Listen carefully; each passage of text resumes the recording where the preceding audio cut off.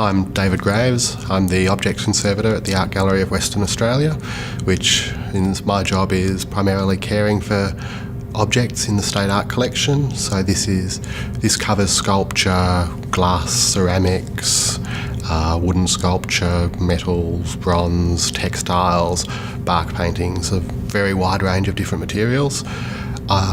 I also work specifically with paintings conservators and paper conservators who are responsible for different areas of the collection. I studied at the University of Canberra.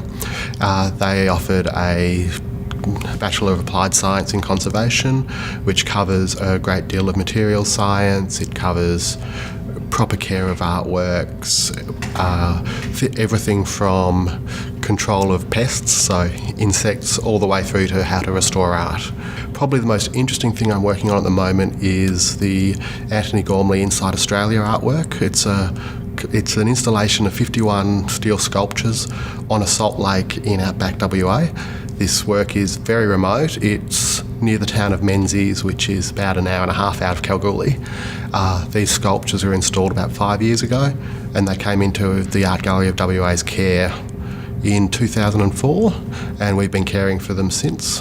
They are highly significant artwork, but steel sculptures on a salt lake are obviously going to have problems, and a large proportion of my job at the moment is coordinating the repair of these works and the ongoing care of them. The first thing you do is you examine the object, obviously. You look for anything that could be unstable with it. We will normally approach an object initially to see whether it is fit for display, whether it's safe enough to display it without any damage occurring to the artwork while it's on display, and if there is a risk, working out how to minimise that risk. For instance, we look at a wide range of areas. We look at how we're going to display the work, whether we can display it in such a way as to keep it safe. This can be as simple as just having a small barrier around the work, or just in a display case, or just creating a mount for it. So you do all sorts of things with wire mounts and things to support an artwork so it won't be at risk. We will also look for anything that, for instance, if it can be as simple as cleaning an artwork. We can have works that might not have been displayed in 50 years, so they just need to be cleaned up, and which is a fairly standard thing, we just clean it. We come across a lot of works that are challenging, and artists are generally fairly experimental. A lot of contemporary artists will use all sorts of strange materials in their artwork. I've yet to find something that we haven't been able to cope with. We're pretty good.